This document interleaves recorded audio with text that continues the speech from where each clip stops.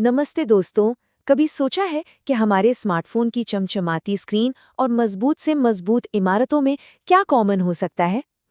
इसका जवाब periodic table के एक बहुत ही दिलचस्प कोने में छिपा है।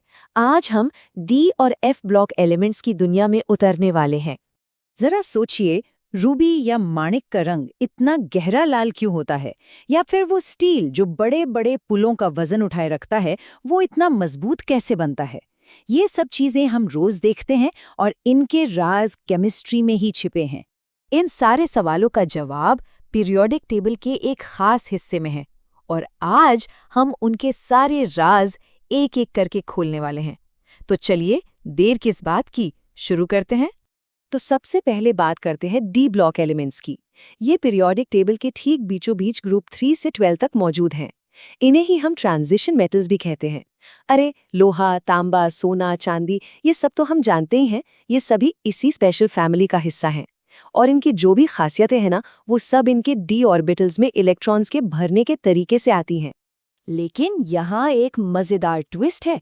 सिर्फ इसलिए कि कोई एलिमेंट डी ब्लॉक में है, इसका ये मतलब नहीं कि उसे ट्रांजिशन मेटल क्लब की मेंबरशिप मिल जाएगी। जी हाँ, एक बहुत ही खास नियम है जो तय करता है कि कौन इस क्लब में आएगा और कौन नहीं। तो क्या लगता है, क्या डी ब्लॉक में रहने वाला हर एलिमेंट एक ट्रांजिशन मेटल है? पहली नज़र में तो जवाब हाँ ही लगेगा, लेकिन केमिस्ट्री हमेशा की तरह सरप्राइज से भरी हुई है। जरा इस कंपैरिजन को ध्यान से देखिए, सारी कहानी समझ आ जाएगी। लेफ्ट में है स्कैंडियम, जिसके 3D ऑर्बिटल में सिर्फ एक इलेक्ट्रॉन है, मतलब ऑर्बिटल अधूरा है। और अब राइट में जिंक को देखिए, जिसका 3D ऑर्बिटल 10 इलेक्ट्रॉन्स के साथ पूरा का पूरा भरा हुआ है। बस यही एक छोटा सा फर्क स्कैंडियम को एक ट्रांजिशन मेटल बनाता है, जबकि जिंक को नहीं। तो ऑफिशियल रूल क्या कहता है? केमिस्ट्री की सबसे बड़ी संस्था IUPAC कहती है, ट्रांजिशन मेटल्स वो धातु हैं जिनके परमाणु या उनके आयनों में डी सबशेल अधूरा होता है। ओके, ये सुनने में थोड़ा टेक्निकल लग सकता है, चलिए इसे एकदम आसान भाषा में समझते हैं। तो इसे ऐसे सोचिए, ट्रांजिशन मेटल बनने के लिए किसी एलिमेंट के डी सबशेल में कुछ खाली सीटें होना जरूरी है। वो न तो पूरी तरह से खाली हो सकता है और न ही पूरी तरह से भरा हुआ। और जिंक के केस में डी सबशेल हमेशा फुल रहता है, इसलिए उसे इस क्लब में एंट्री नहीं मिलती। तो ठीक है, डी सबशेल अधूरा होना चाहिए, पर इस बात में ऐसा क्या खास है? यही तो वो राज है जो इन मेटल्स को उनकी इनक्रेडिबल सुपर पावर्स देता है। चलिए देखते हैं कि ये कैसे काम करता है। इनकी पहली सुपर पावर, रंग। ये मेटल्स कमाल के रंगीन कंपाउंड्स बनाते हैं।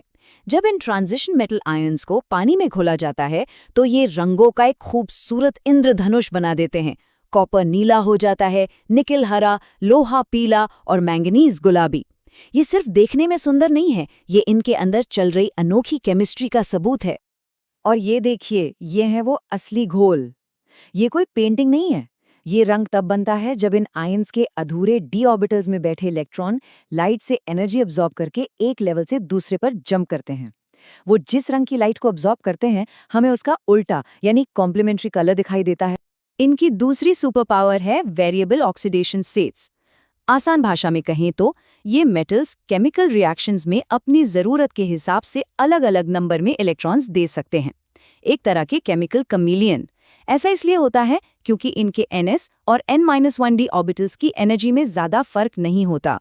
मैंगनीज तो इसका चैंपियन है। ये +2 से लेकर +7 तक हर ऑक्सीडेशन स्टेट दिखा सकता है। अब बात करते हैं मैग्नेटिज्म की। बहुत से ट्रांजिशन मेटल्स पैरामैग्नेटिक होते हैं, जिसका सीधा सा मतलब है कि वो चुंबक की तरफ अट्रैक्ट होते हैं। ये प्रॉपर्टी आती है उनके अनपेयर्ड यानी अकेले इलेक्ट्रॉन्स की वजह से। और कमाल की बात यह है कि हम इस अट्रैक्शन की स्ट्रेंथ को एक सिंपल से स्पिन ओनली फॉर्मूले से माप भी सकते हैं, जहां n बस अनपेयर्ड इलेक्ट्रॉन्स का नंबर है। चलिए एक एग्जांपल देखते हैं। मैंगनीज आयन Mn2+, जिसका एटॉमिक नंबर 25 है, उसकी कॉन्फ़िगरेशन D5 होती है। इसका मतलब उसके पास 5 अनपेयर्ड इलेक्ट्रॉन्स है। अब जब हम n=5 को फॉर्मूले में रखते हैं, तो हमें मिलता है 5.92 बोर मैग्नेटॉन का मैग्नेटिक मोमेंट। देखा कितना सिंपल है ना? अब तक हम डी ब्लॉक की बात कर रहे थे, लेकिन पीरियोडिक टेबल में एक और मिस्टीरियस ग्रुप है, एफ ब्लॉक।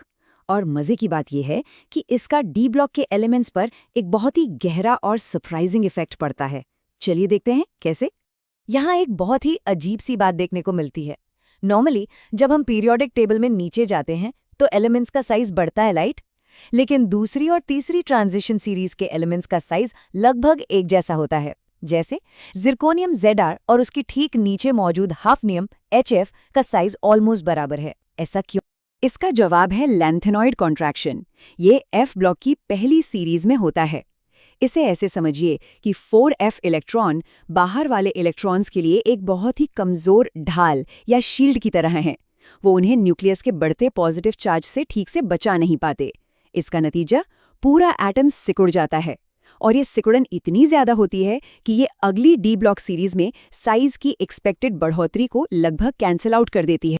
तो हमने इतनी सारी साइंस समझ ली, पर हमारी असल जिंदगी में इसका क्या काम है? सच तो ये है कि ये एलिमेंट्स हमारी दुनिया को चलाते हैं।